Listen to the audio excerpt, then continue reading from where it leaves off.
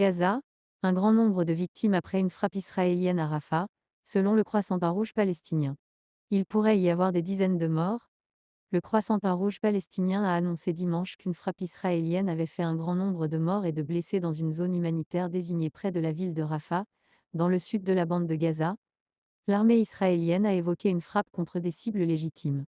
Les équipes d'ambulanciers du Croissant-Rouge palestinien transportent un grand nombre de martyrs et de blessés après que l'occupation Israël a ciblé les tentes des personnes déplacées près du siège des Nations Unies, au nord-ouest de Rafah, a déclaré le Croissant-Rouge sur X, ajoutant que ce lieu avait été désigné par l'occupation israélienne comme une zone humanitaire.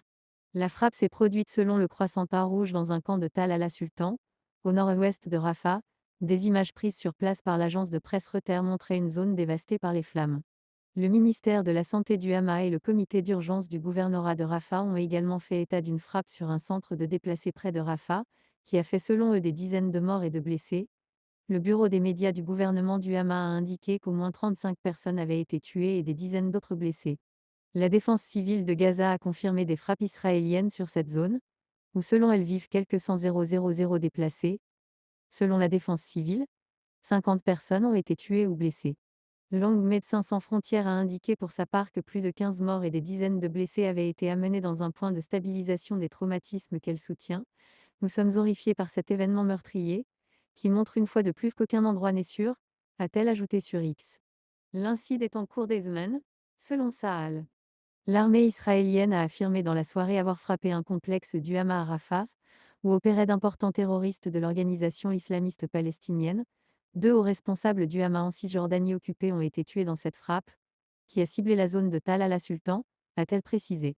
La frappe a été menée contre des cibles légitimes au regard du droit international, en utilisant des munitions précises et sur la base de renseignements précis, a assuré sur Telegram l'armée, qui ajoute avoir connaissance de rapports indiquant qu'à la suite de la frappe et de l'incendie qui a suivi, plusieurs civils de la zone ont été blessés. L'incident est en cours des semaines, a assuré Tsahal. Cet atroce massacre perpétré par les forces d'occupation israéliennes est un défi à toutes les résolutions internationales sur la légitimité, a réagi la présidence palestinienne dans un communiqué, accusant Israël d'avoir délibérément visé un campement de personnes déplacées. À la lumière de l'horrible massacre sioniste commis ce soir par l'armée d'occupation criminelle contre les tentes des personnes déplacées, nous appelons les masses de notre peuple en Cisjordanie, à Jérusalem, dans les territoires occupés et à l'étranger à se lever et à marcher avec colère, a pour sa part écrit le Hamas dans un communiqué. Des roquettes tirées plus tôt depuis Rafah.